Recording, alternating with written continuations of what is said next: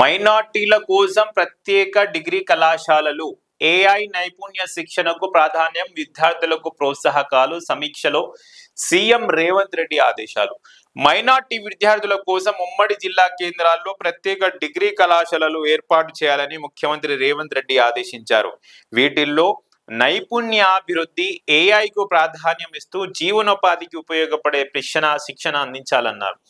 SC, ST, BC గురుకుల విద్యార్థుల తరహాలో మైనార్టీ విద్యార్థులకు ప్రోత్సాహకాలు ఇవ్వాలని తెలిపారు.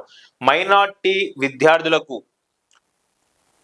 ప్రత్యేక డిగ్రీ కళాశాలలు ఏర్పాటు చేయాలని ముఖ్యమంత్రి రేవంత్ రెడ్డి గారు ఆదేశించారంట. అది కూడా ఏఐ నైపుణ్య శిక్షణకు ప్రాధాన్యం ఇవ్వాలి అని ఆదేశాలు ఇచ్చారు.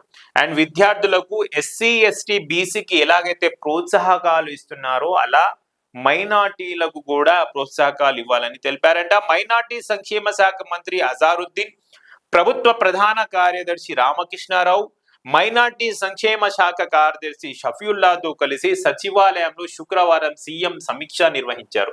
గ్రూప్ 1, గ్రూప్ 2, గ్రూప్ 3 ఉద్యోగాలకు ఎంపికైన మైనార్టీలకు ఆసక్తి ఉంటే మైనార్టీ సంక్షేమ శాఖలో ప్రత్యేక బాధ్యతలు అప్పగించాలన్నారు. ఇమాం, మౌజన్లు గౌరవ వేతనాన్ని క్రమం తప్పకుండా విడుదల చేయాలి. ఇమాం మరియు మౌజన్లను గౌరవ వేతనాలు ఏవైతే ఉన్నాయో మరి క్రమం తప్పకుండా వాళ్ళకి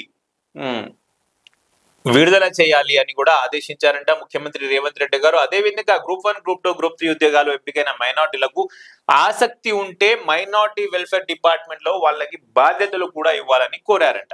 మైనార్టీ గురుకులాల్లో బోధనలో ఏఐకి ప్రాధాన్యం, మైనార్టీ గురుకులాల్లో అదేవిధంగా ఏఐకి ప్రాధాన్యం ఇవ్వాలని, భూముల లభ్యత ఉన్న చోట ఖబ్రస్థాన్ల స్థలాలకు కేటాయిస్తాం, సాధారణ ఆటోలకు ఎలక్ట్రిక్ ఇంజన్లతో రిట్రోఫిటింగ్ చేయిస్తామని తెలిపారు.